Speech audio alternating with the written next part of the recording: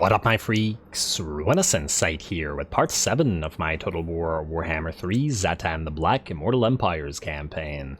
So as we saw last time, we continue attacking the Great Bastion, taking Dragon's Gate and destroying the forces there, but more importantly, the labor influx and money influx and whatnot has allowed us to upgrade the Volary, our capital, to tier 3, giving us access to the tomb of Kengai Khan and the lovely recruit rank recruitment cost and upkeep reduction for hobgoblins, which shall increase the amount of armies that we field or otherwise reduce the income cost of all of the hobgoblin units that we're currently using. It will be lovely once it's complete, and that should be next turn. Now, we left off with the last episode with a promise from me, and that promise was with regards to the Chaos RuneShield. So we're going to jump right in to a quest battle. It'll give us casualty or punishment trait, missile resistance, ward save, and Chaos RuneShield, and considering Zhatan's always taking missile damage, the missile resistance and ward save should be quite helpful. In fact, yeah, we'll probably get the headdress of Zharr as well to bump that up even further. Alright, the only sad thing about it is it will prevent him from ever being able to get a potion of health, but well, what can you do? Or potion of healing. Anyway, let's give the quest battle a read. I did not mean to click it, but click the little quest marker here. My bad. There we go. Chaos RuneShield. Where quest text? Oh, here it is. Workers at a vital refinery have rebelled against their overseers, spilling a lake's worth of valuable tar. That such an incident should happen in the shadow of Zharr Nagrund is an outrage. The Conclave of Sorcerers has called upon Zhatan the Black to restore order, make an example of the rebels, and deal with the incompetents that were meant to be supervising the site. Mercy is for the weak. Alrighty, and so is sleep. I should know. Anyway, and the fact that it says that we are also meant to deal with the incompetents probably means that once we've dealt with these guys, I assume that the reinforcements will be another Chaos Dwarf force. Maybe. We'll see. In fact, we'll see right now. Ooh, balance of power is even. Yeah, there should be some nice stuff in there. Beautiful. Teleport. Should be a fun time.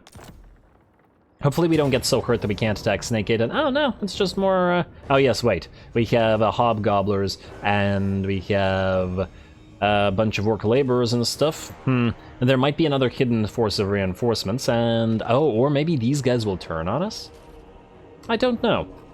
I really don't, but hopefully we can use them as a front line for us. Anyway, here we go. Let's see about the quest. I'm excited to hear Zhatan's speech.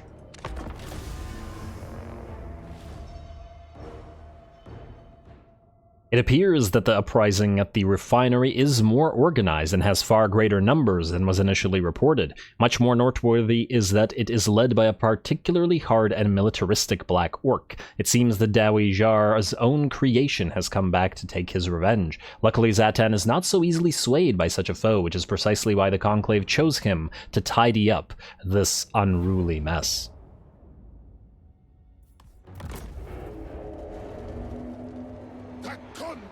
Jarnakrung, sich mata wanrak tras dis discos bin pro. Damas una gazan faturia. Is cupello dis grafti dwar skuf, wulthrung dis distractas. Una den is Dr. Dronlas Kaisen Erpetu. Italwere suffereuta urak Zatanda traj.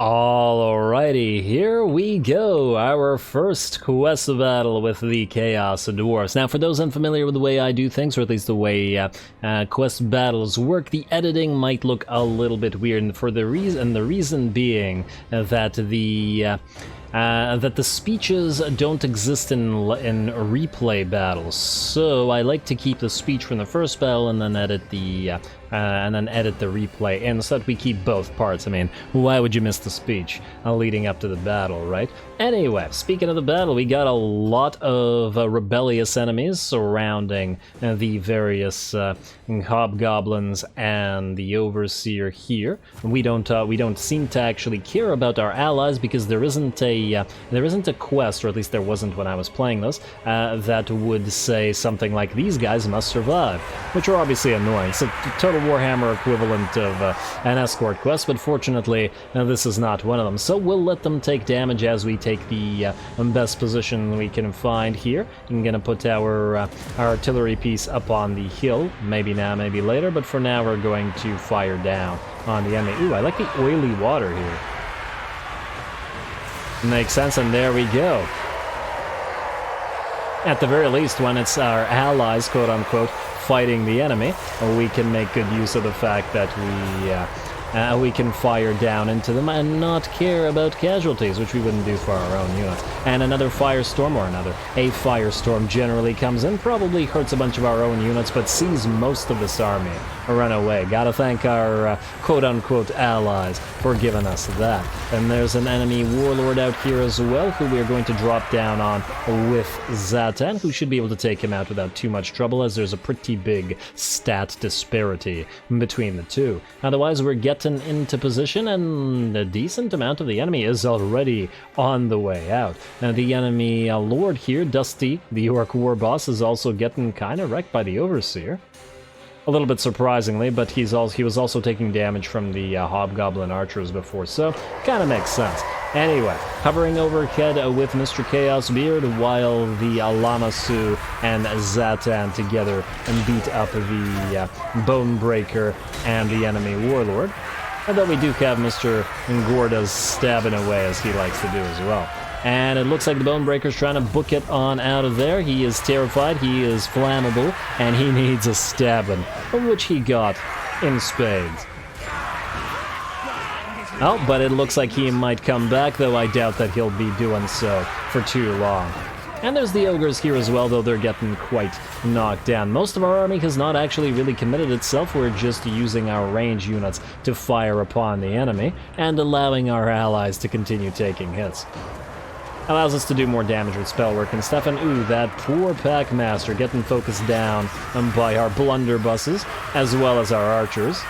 And while a few of our own units are getting damaged, this is a summoned unit of gobos, so we hardly care about those. Another, wanted to say fire, I just call everything fire rain nowadays.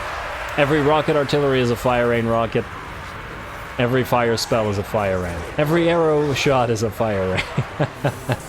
Although it is appropriate for the Chaos Dwarfs. Anyway, that was a piercing bolts of burning, and it did help out. Looks like most of the enemy Skaven and orcs and ogres are in very bad shape. A few of them will, of course, come back, as it is one of the issues with fighting the Skaven and low leadership units in general. But probably not for long, as we can see most of them are shattering. Also, Mr. Dusty, let's see if we can kill you outright. Just come in to take the kill. Oh, look at that charge. That's a pretty glorious shot of Zhatan. I like how he's holding his axe high as the Lamasu charges, and the orc is screaming as the Lamasu bites it in the back, and it'll probably kill him. Ah, there we go. Look at all those units fly. Huh. And, did the unit just disappear? Weird. Well, I guess they did just disappear. I guess they all died and disappeared, which is fine by me.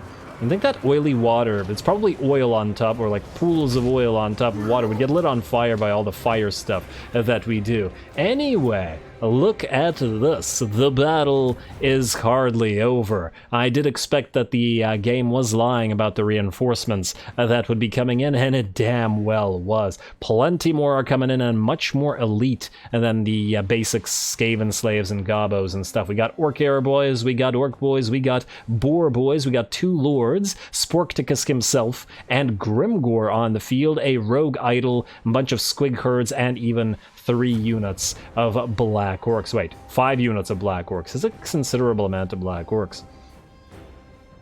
Also, no, I'm Sporkticus.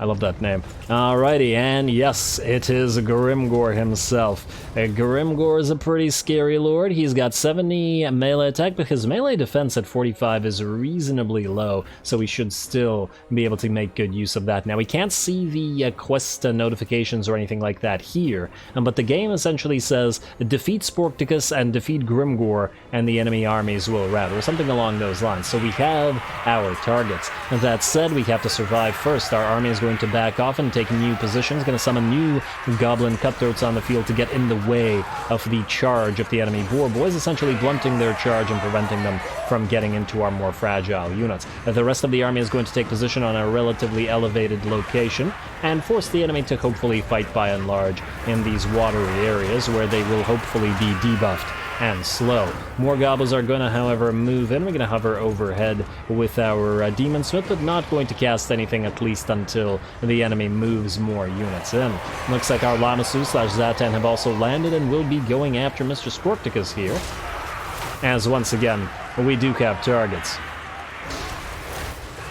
Pretty clear way to win this, but yeah, that is a lot of enemy reinforcements, so it's pretty clear that you need to do it that way. And is Sporticus dead? Yes. Looks like Sporticus exploded, huh? It seems like things explode or disappear really quickly once the Lamassu kills them. I wonder if there's a special effect that just like explodes them into bits or something. But anyway, well done to Zhatan, and I'm really enjoying the animations of the Lamassu, though. While it does have really cool flashy attacks, I do miss that jump up and then come down animation that the Taurus has.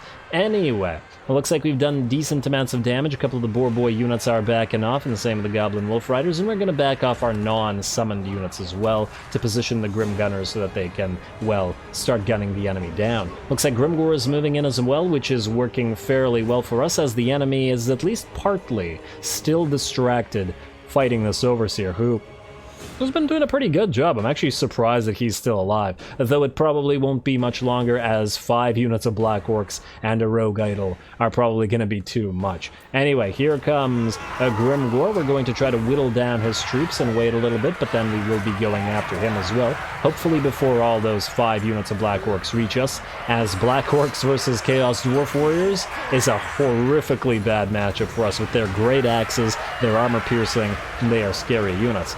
Though, are they scary enough to fight a Flamestorm? I don't know. Orcs may be dumb enough to try, but I doubt they'd be very successful at it. Here comes that Rogue Idol, and we will in fact be moving our units to try to stop them in their tracks. At this point, we need to distract them. All of these, okay, there's 2 Black Orcs here, 3 Black Orcs here, 4 Black Orcs, no, 3 Black Orcs here, plus the Rogue Idol. Distract them all, while Zhatan, who is actually at half HP, jumps down and tries to kill Grimgor, popping that melee defense reduction on him via the Sadistic Snare, so he's down to only 21 melee defense, so all of our hits should land here. But the enemy is coming. Alright, very nice. You get him, Zhatan. Nice little duel between these two. I was hoping that we'd actually get a duel between Zhatan and Grimgor at some point, and I was not expecting to have one this early. Also, before the... let's see, what's he at? Oh, he's at a third of his HP now, and Gordas is helping out by stabbing him in the back, and we're sending the Ashen Beards, our units in, or our Dwarf Warriors in, to help out. The Rogue Idol and the Black Orcs are moving in, though, so we do need to make it work. And I just want to quickly take a look around the map here. Just pan around for a few seconds, look at all the glorious industrial stuff. It's a big old oil pipeline.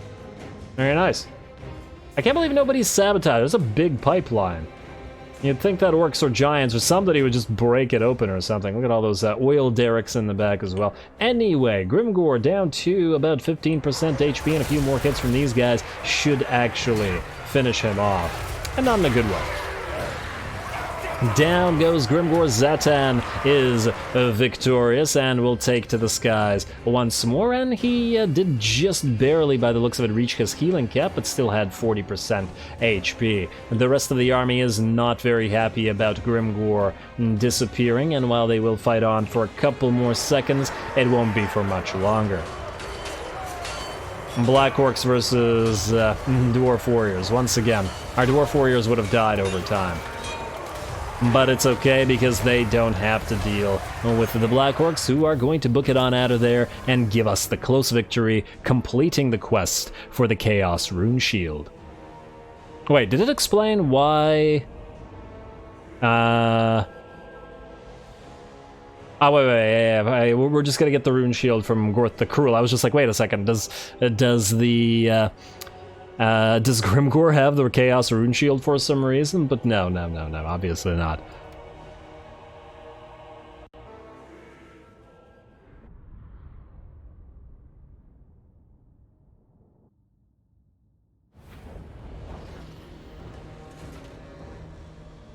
Alrighty, very nice quest complete, and hey, we got a decent amount of labor out of that as well. We could also heal up, but I think our army is in pretty good shape still, and I feel like I'd rather take the labor in this particular situation. We can overcome the slight damage to us, and still, I think, take the gate. A little bit risky, but nonetheless. Free labor is free labor after all, and who are we to turn it down? Lamasu for Pythic Chaos Beard as well. We have double Lamasu available now. Is there any reason to use the Taurus over the Lamasu in terms of stats? Oh, you can't compare stats easily. There probably is good reason to use the Bale Taurus, because it does seem to increase pretty much all stats and a massive increase to HP as well. Alrighty, but they do lose the caster support capabilities of the Lamasu, but nonetheless, still nice. Alrighty, Arcane Conduit is up and running now, and we are just constantly using... Cooldown for Lure of Fire wins a magic cost for Lure of Fire versus 20% physical resistance. Ooh. Oh, that's a hard choice between these two. Let's think about it. We do cast a lot. Double up on Flamestorm. And we've been using it, and it's great for taking gates. Alrighty, now you have leveled up as well, my dear friend Gordas, nearly ready to lead your own army. Let's get your bloodthirsty rage, and let's go for shoot 'em as well. And then lastly, Zhatan. You got 2 points yourself, so I guess we're gonna get your heart ticket into Boundless Cruelty as soon as we level up next turn. Beautiful. Alrighty, too bad we can't... Oh! And we could heal up to full anyway by staying in camp stance, huh? It'll mean no raiding, but it does mean that we will be, well, unchallenged in taking the Snake Gate. I mean, yes, they will challenge us, but they won't be difficult to destroy. Now, we did get extra Conclave influence, so let's head to the Tower of Zharr, or Zharr, and... Consul and Preceptor. We can get both if we count the influx of Conclave influence next turn. Diplomatic relation. Honestly, this does nothing for us. It's just that I want the industry district up and running basically immediately. Huh. Military district immediately causes wall breach. Isn't too bad either. And I do like the idea of Cardinal Demonsmith for all. You know what? This is actually quite valuable. Damn it. I was hoping to complete this right away, but honestly, the armaments cost reduction just, it's too tempting. It's just too tempting. 10% doesn't seem like a lot, but you need to spend so many armaments, so this will save us thousands upon thousands of armaments in the long run. And granted, that probably means one of these guys will take one of these positions, but nonetheless, I think we're going to go with Cardinal Demonsmith first. It's not like it's going to take very long to get these, to get both of these anyway. Cardinal Demonsmith. We now have Cardinal Demonsmith and Blacksmith, so we're going to go like this and like this. Yeah. Because we're playing Connect 4. Anyway, now let's see what else we have this turn. Now, that was a decent influx of labor. Was it enough to rush your construction? Looks like it is. 1050. Down to 1500. Beautiful. Absolutely beautiful, and we still have enough labor here. As well as decent amounts of cash. And, oh, we get the defeated Grimgor trait for that. I was not expecting that. But it's a nice trait. Zhatan's definitely a lord where I feel like we should farm more, some more fighty traits. Also, yeah, we really need to get those Tower of Zharr or Zharr things to start getting ancillaries. It's turn 22, and we don't have a single one. Are Chaos Dwarfs not even capable of acquiring ancillaries the old-fashioned way? They always have to get them through the tower? Kind of interesting. Odd but interesting. Also, since we have the cash, it's time to send a third convoy out. We have Cannonry Experience Man, Rurikas of the Uskalak. This is okay. I do like the double Chaos Warrior, or Chaos Dwarf, as well as the Chaos Dwarf Blunderbusses and a single unit of Infernal Guard. For a small army, it's pretty good. What about Hobgoblin Favor? We got double... Game, please, stop. Let me... What the heck are you doing, game? I want to see the... Okay, you know what? The game doesn't like that one, so... Oh.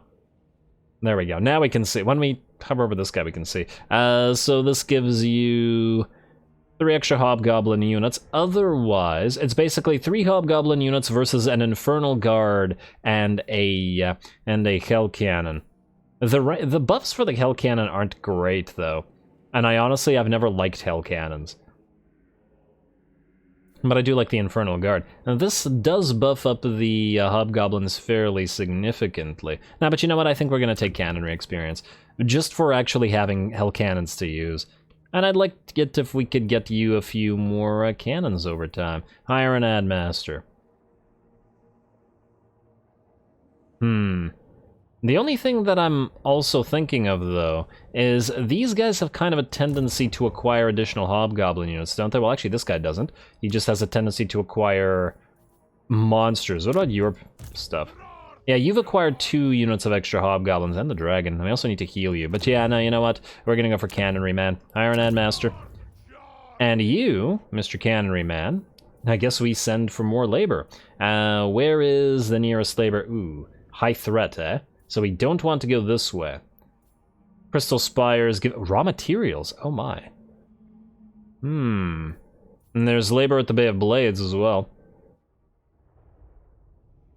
I actually think we might need the raw materials more. It's not a crazy amount of raw materials. You know what? We can send the returning guy there, or we send him out to somewhere out here or something. A little bit further, considering he has a much stronger army. 170, Troll Fjord is 240. I feel like we should go to one of the close areas. Yeah, the thing with the threat being medium is I don't like it. I don't think this guy would survive a medium threat. There are no diplomatic relations impacting us here, but why is threat medium? Oh, bandit threat is medium, eh? Well, give it a try anyway. Let's send you to... How's any of the Crystal Spires? 322, less than you know what? That's not worth it. It's not worth it. You know what? Let me think about that one. I don't want to spend armaments because we're about to spend a bunch of them on capacity for war machines. Well, let's see what we have in terms of money. Ooh, we can unlock Infernal Guard if we want. But I feel like economy stuff is going to be more important. And yeah, you need raw materials. What else can we get economy-wise? A Red Fortress, you could build the patrol routes, but I feel like we're saving the raw materials for something else right now. Ah, yes, Iron Storm. Let's upgrade you. And we'll hold off on these upgrades, though, because this is going to cost us. As in getting additional units. You know what? I think we're going to hold off on the money and everything right now for a turn. I want to see what we look like next turn once we've used a decent amount of labor. And though, speaking of using labor, we can actually... pop this instantly. It's not the best use of it, but we're gonna get an influx again anyway. And go for it. There you go. And ooh, Granite Guard, Chaos Dwarf Blunderbusses. Oh my. Well, isn't that nice? I'd love to get them into Zhatan's army. I mean, you know what? I think once we bring the war machines, this might be time to part ways with Gordus, or at the very least get him his own goblin army, which will be led by an overseer. I'm hoping that one of these guys changes by then, because I really don't like their traits, but there ain't anything we can do about them. Anyway, I believe that's it for what we want to do. You, Eastern Steppes, are now accepting labor, and ooh, yes, wait. You are now constructing... Oh wait, no, I was thinking of Red Fortress. Oh, we could buff this to start getting your raw material farm up and running as well. Especially since we have the extra labor coming in. You know what? I think that'll be worth our time. Well, let's do that. So, this place is called the Red Wastes, and we need... Oh, damn, no. Next turn, because we want to reduce the... cost of it. Alright, fine. And then you can start accepting labor then, since you're going to start using it. Not by a crazy amount, mind you, but somewhat. Yes. Alright. Skip the unassigned skill points because we're fine. Upgrade. Oh, wait. And he's only level 9. Okay, he doesn't have enough money to upgrade to the more powder yet. Which is what I think we'll go for first, because I still haven't 100% decided. I'm very tempted by the shotgun, but I think the sundering attacks is better. But nonetheless. But I love watching the shotgun things work, man. That's the problem. It's just so fun. Actually, you do have 5 points. We can get extra powder immediately. Let's get you... Bandolier is probably not worth our time. Blade Master, so that you're a decent melee combatant, might be a decent thing to do as well. Especially since your piercing shots isn't actually going to make you all that much stronger. You know what? Let's do this. Blade Master, piercing shot. We're gonna get both over time anyway. And then extra powder. And we might as well head towards restock, since we're in this portion of the tree already. Why not, right? Alrighty, and then skip outpost available?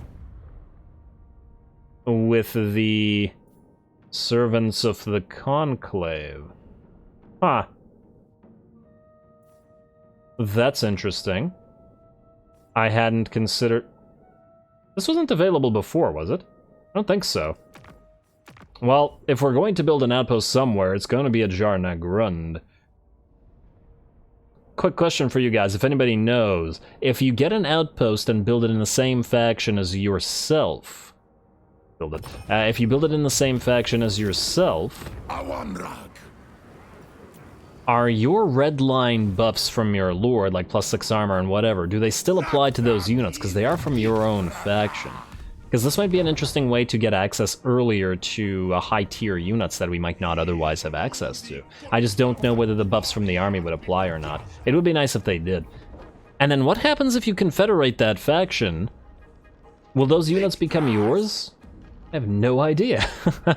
I've never run into these situations. Kind of interesting. We'll find out. Okay, you're going to wait until next turn, so we're going to skip you, Convoy Dispatches, and the turn. Let's head towards Snake Gate. As well as take our new territory, or 2 new territories, I guess. And start building those war machines. Couple magma cannons to start off with, maybe a couple of iron demons as well. And we'll try to spread, I'll try my best to spread them out between, in between various armies. Alrighty, you are now looking good. Lovely, faction destroyed flame gullets. Now, first, we want you to go to Dragon's Crossroad, right there. Technology research, lovely. You are going to colonize this as factory, I think. Not as factory for now, we can always change it later if we need to. Like so. And labor capital of the world. Your convoy trip to Karant Kar's vast laborer markets on the other side of the world has elevated your status as an industrial superpower, but also provides an arcane boon. Among your returning convoy's goods is a magical artifact steeped in the powers of the Land of Chill, free War Hydra, and another access to sundering attacks, plus control. It's actually quite a nice weapon. You have your own weapon, eh? Dagger of Mouse. I take it this is your unique weapon, as in nobody else can use this other than you? Because I'd love to give that spiked whip to you. Sour Scowl Convoy, eh? I don't want to lose that to an accidental unit death. I think we're going to briefly trade the spiked whip to you, my friend. Wait, don't use the Sword of Strife. And yeah, I know these are useful for the convoy guys as well, but nonetheless... What the heck is this? Little Beastman faction. I kind of don't like that. We could destroy them if we wanted to. Damn. That's tempting. But the thing is, Beastmen have a bad tendency to just, like, randomly attack your stuff.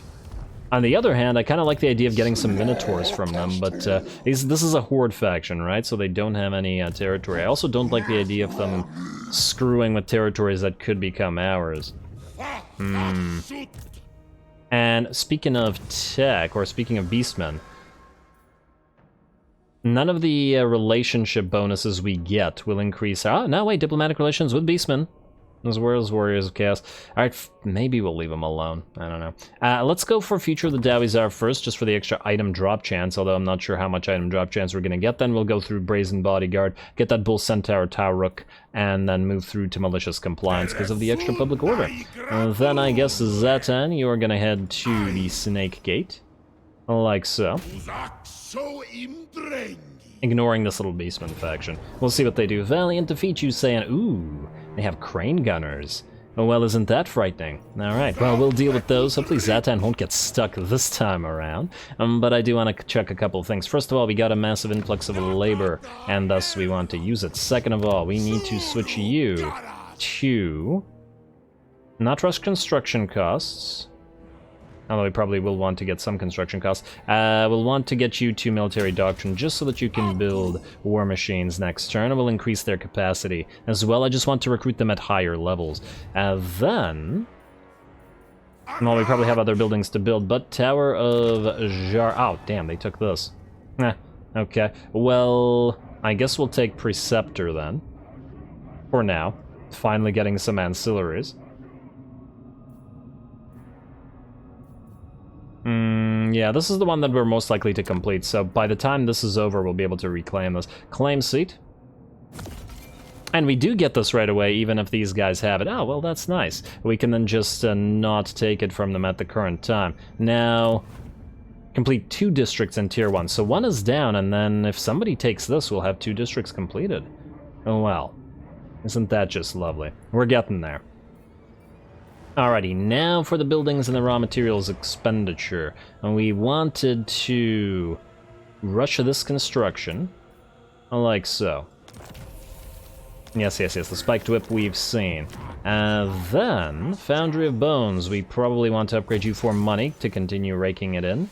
And we will want to get the other strip mine. We want raw materials from everywhere. Then, there was things here. Namely, we want to upgrade you, with the raw materials, mind you, but yes, and I guess you as well. Ooh, this costs raw materials? Ugh. Alright, well, we'll wait on that until we have other stuff. I want to double the amount of armaments that this particular territory creates, though, frankly... Nah, we still want the Miner's Workshop here to increase the raw material output. We'll probably want like 1 or 2 of these in this province as well. We gotta plan ahead a little bit. Also, we could rush you right now. We will probably have a further influx of labor. I'm just wondering if there's anything else that we need to build here. No, probably not. I'll do it. There we go, 566, lovely. And then we have very few raw materials left, certainly enough to build this. And we could even rush it. You know, just build it. I know that we can reduce it next turn. Oh wait, actually we can't reduce it next turn anyway, so just build it right away. Yes. And then you can immediately get the... probably not the gunsmith. We could start using raw materials for more money, but we just need so much raw materials for every turn. I think that... this is probably actually not worth it. Because you don't actually produce any raw materials, main building, so only Iron Storm does right now, and it's probably not producing enough for this to be worth a crazy amount. And I don't think that's worth 150 gold right now, or 150 of this right now, though we can trade armaments for money, and possibly raw materials as well. You know, just hold off right now, at least you're gaining Conclave influence, and maybe we'll build some Hobgoblin mustering camps here. You know what, start on you. Because we're going to be recruiting stuff here anyway. I kind of like the idea. And then we can't build anything super useful here, so we'll hold off. Yeah, alright. That looks now fairly good. Red Fortress, you know what? Maybe start building those patrol routes and get the extra control bonuses. It's nothing crazy, but we will need it over time. Alrighty, now we're ready to attack. Let's get to it. You, Zhatan, are moving into the last gate of the Great Bastion. Let's bring it down.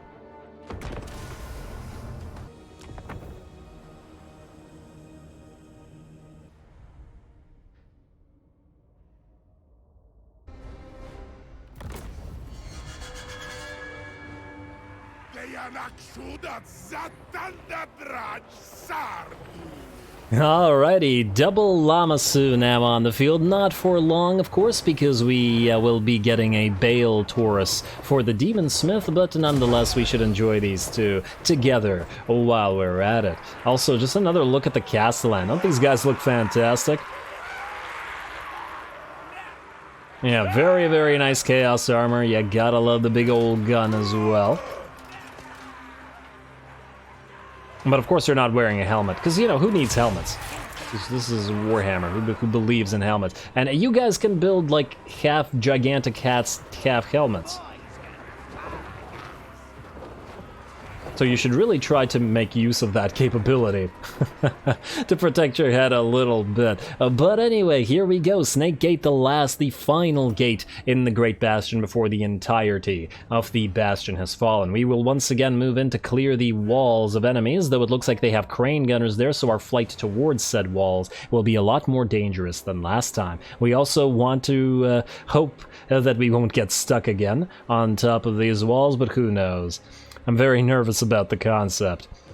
But at the very least, regardless of that, we still need to clear the walls. There's no escaping that, so we will need to move up there and make use of our monstrous units for wall clearing, which is something that they're fantastic at. Alrighty, looks like a couple more shots into this tower before we can knock it down.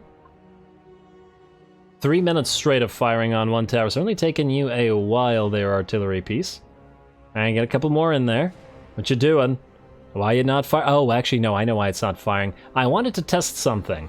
And what I wanted to test was having the rocket artillery, or the Death Shriek rockets, try to fire its non-demolition shot, but it's split shot, essentially. And the reason I wanted to try that was this. I was thinking that maybe if it were to fire the split shot, and the split shot would actually hit a tower, and that the split shot would actually still damage the tower. The split shot can't target towers, but I was thinking that maybe splash gets into towers would damage them. Unfortunately, as we can see, they do not, which is a little bit surprising, because regular mortar shells from weaker artillery and ballista bolts, pretty much everything damages towers, any artillery piece, but yeah, they should really allow the splash damage to actually hit or damage the towers.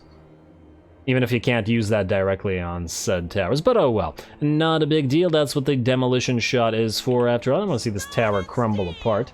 Hopefully that Terracotta Sentinel doesn't awaken and get really upset that his tower got knocked out. Well, even if he did, he'd awaken pieces, and it would, well, he probably wouldn't be so happy about it. Anyway, there we go, tower 1 down. We gotta work on a second tower as well. But at this point, I usually get impatient and just start sending our flyers. The crane gunners are going to try to fire on us, and we're gonna do our best to dodge them as we move closer and closer, although I do imagine we'll take at least some shots. You gotta love the crane gunners as well, such a strong unit. I gotta double check what the range on the fire glaives is. These guys don't outrange, their guns don't outrange our guns, do we? Do they? Maybe they do, we'll see. And that would be both these guys and the Jezzails. And ooh, anyway, looks like we are taking shots. We've lost about, I don't know, maybe 20% HP on Zhatan. But of course, once again, he has regeneration, so he doesn't really care that much about it. And he's gonna come down and start attacking the poor crane gunners, who can do not too much about this. Although they did a decent job firing in relatively point blank there. Alright, come on, swipe away. Actually get some attacks in there, buddy. And we're going to land the second Lamasu at the same time as well, and now at least you are getting a few swipes in there. And once again, and just to speed this up, I get a few uses of the piercing bolts of burning. There we go.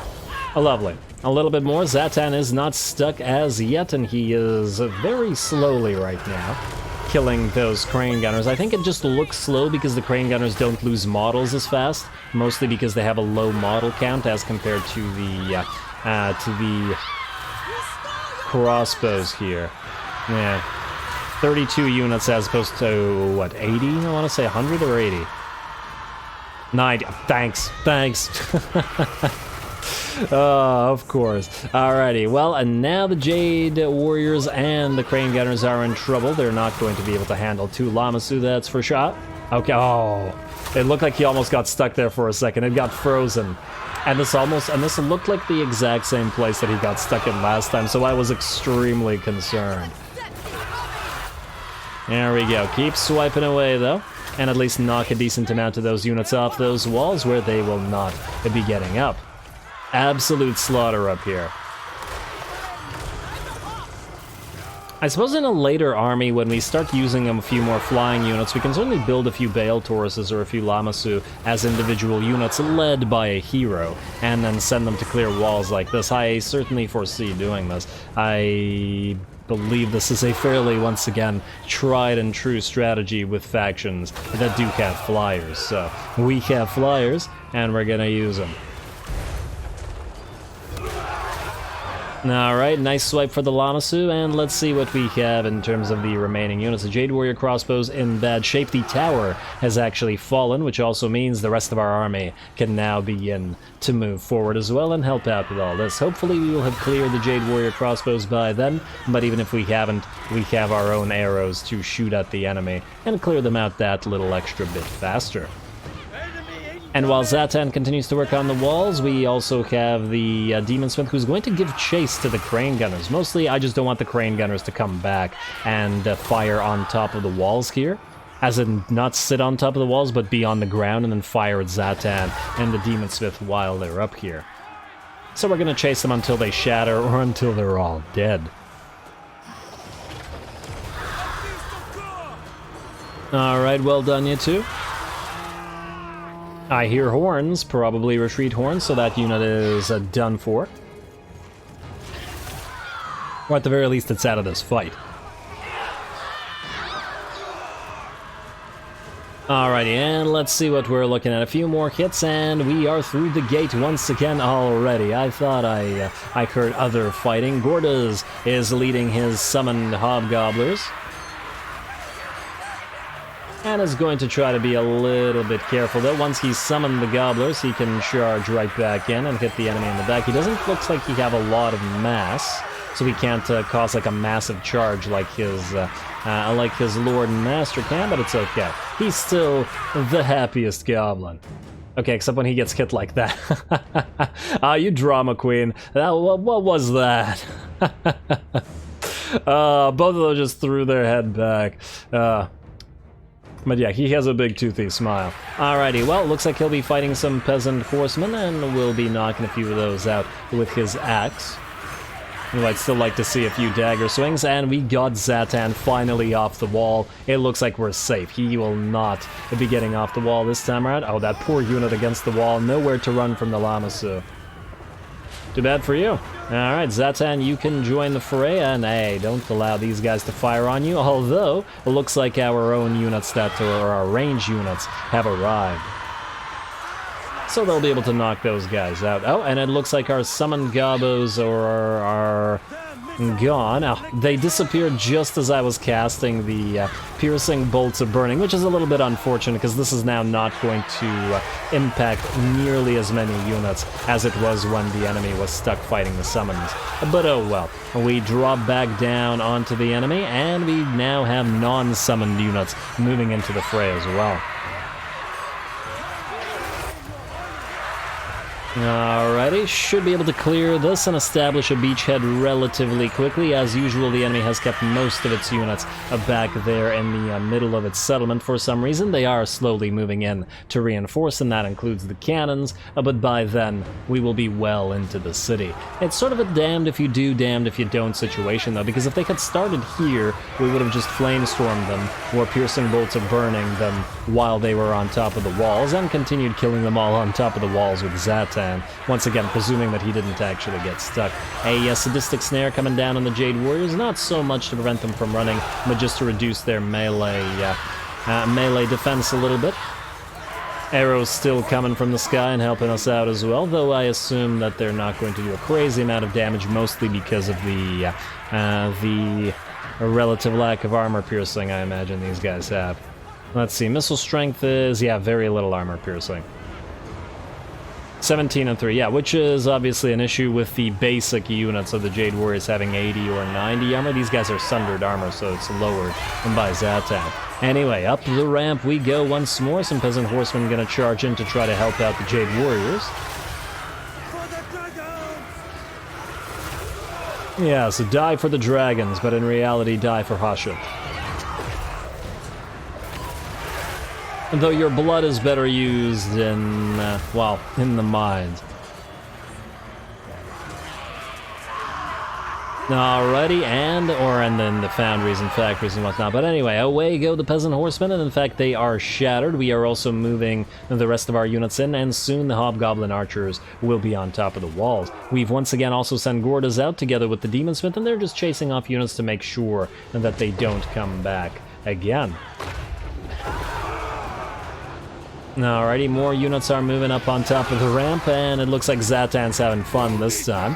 He's still upset about that last time that he got stuck, so he's trying to kill as many things himself as he can. He's already got a respectable 167 kills. Who's gonna get more kills, though? It'll be Chaos Beard and his Flamestorm. Another one popping in right in the middle of those archers, or crossbows, and warriors there. And I imagine that's gonna hurt quite a bit. There we go, gotta love that Flamestorm. We'll check out the damage on the Demonsmith right after that's done. Ouch. That's a lot of Jade Warriors or Jade Crossbows destroyed. Too bad it doesn't, too bad it's going up instead of down. You'd think it would follow the path of least resistance, but no, apparently not. Ah, it would have probably killed all of these units if it had moved this way. Oh well, not a big deal. And besides, we have more spells available to us, and in fact, this thing is going to come back this way. And this is an overcast Flamestorm, so it's going to last a little bit longer, and ooh, nice. And combining with the piercing bolts. And yeah, when you overcast it, it has time to return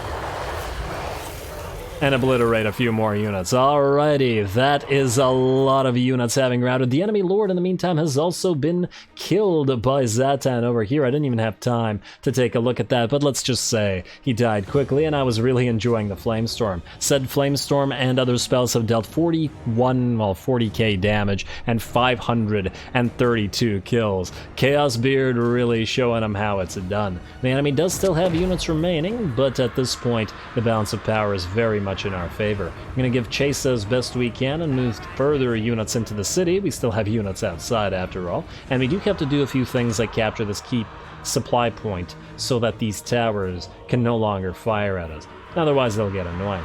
Anyway, I've also wanted to check whether we can summon units of Hobgoblin Cutthroats while we're down here, like a cross and elevation thing, and yes, you can. Gordas summon them all the way up here behind those units of Peasant Archers, and these guys will be ripped apart by the Cutthroats.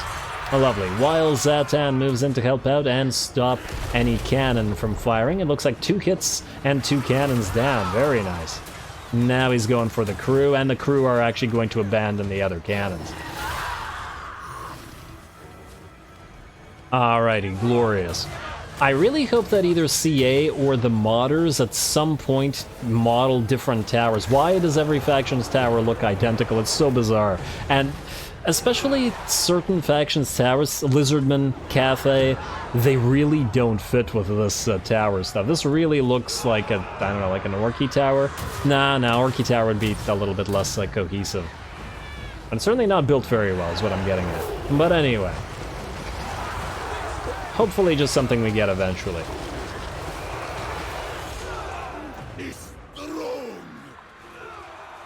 Could even at least do a couple of different ones, or maybe depending on the type of settlement. But anyway, another Flamestorm comes down because Chaos Beard is never done burninating folks, and that's just the way we like it. He's also going to move in to help Zhatan kill a few more Jade Warriors.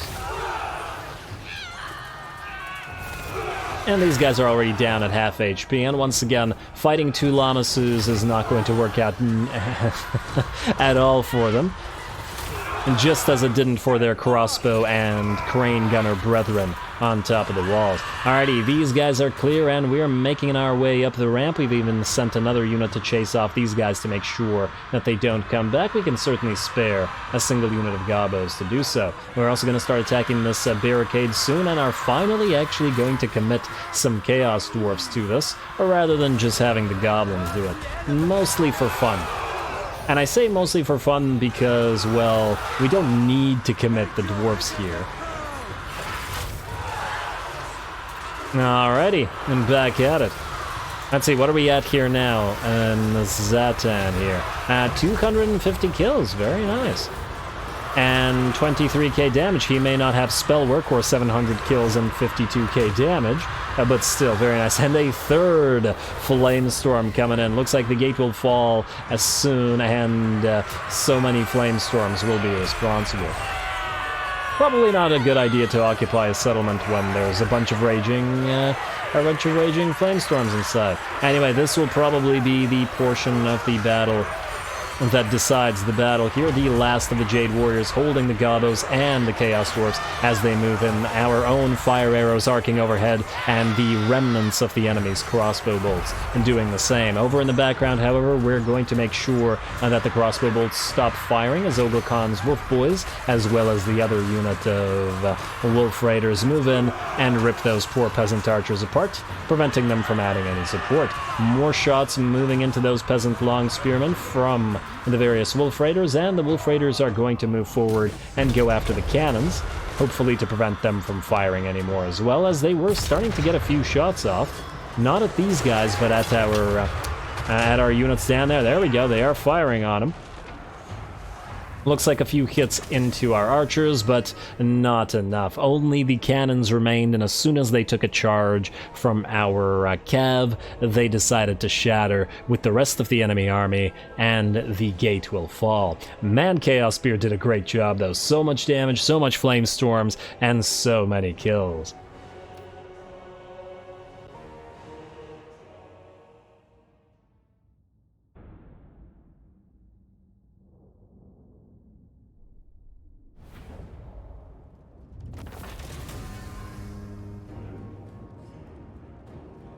Alrighty, not too bad at all. We barely took any damage there. These guys are really quite inept at holding these gates. We are going to occupy the place, though, you know, it's funny. After taking all these great bastion territories, I'm now thinking that maybe we should have just raised them all for the money and the raw materials. It's not like we really care about them, and they provide no further use for us. But, you know, whatever. Too late now. We're committed to doing it this way. Plus, I feel like these grand fortifications should be should belong to the Chaos Dwarfs anyway, as we can make them much, much grander than the Cathians ever thought possible, and certainly much more impregnable than they were in their hands. Anyway, with that, we're basically out of time in this episode, so I think I am going to once again call it here. And next time, Zhatan continues to move through the territories of Miao Ying, who is recovering now. As we can see, the balance of power is nearly about a quarter in her favor now, which means she probably has a full stack. Whether it's at Wei Jin or whether she's holding at Nangao, we shall see. And hopefully we can destroy it again. I would have actually loved to get her defeat rate on Scaff Ironpick as well, but if we can't, we can't, and Scaff will have his debut against the Mountain Eaters next time, and also next time, where as soon as we end the turn, we begin construction of various war machines. In fact, just out of curiosity, it gives us, that's 180 to upgrade war machine capacity. It's not horrible. Actually, just out of curiosity, we don't have any more capacity for these guys, but we can still put them on the field, which is great. As soon as we swap out to an Overseer with some of these Ngabo units, which will hopefully be soon, come on Overseers, then we will get a few, well, get these regiments of renown for Mr. Zhatan there. But anyway, what I was doing was this: War Machine 1, and let's say 2. Upgraded ammunition storage. Barrier, ooh. Huh, when we upgrade to 6 we get barrier for them. That's actually quite nice. I'm not yet inclined to spend upkeep in terms of using the armaments. I'd really think it's better to use capacity in combination with the various other things. Like make money by selling them, because we still need a lot of cash for various things, and building war machines will also reduce our money capacity as well, but nonetheless I do think that we shall make pretty good use of those armaments for a little while, and then later on, maybe that by turn 40 or 50, that's when we start massively upgrading our troops. We may just go for a couple upgrades just to like blunderbusses and dwarf warriors early, but otherwise I think we're good. Anyway, as I said, calling it here, more Cathayan battles as well as probably ogre and orc battles, as well as war machines next time, so stay tuned for more Zhatan. Don't forget to leave a like and comment. All glory to the algorithm, and thanks for watching.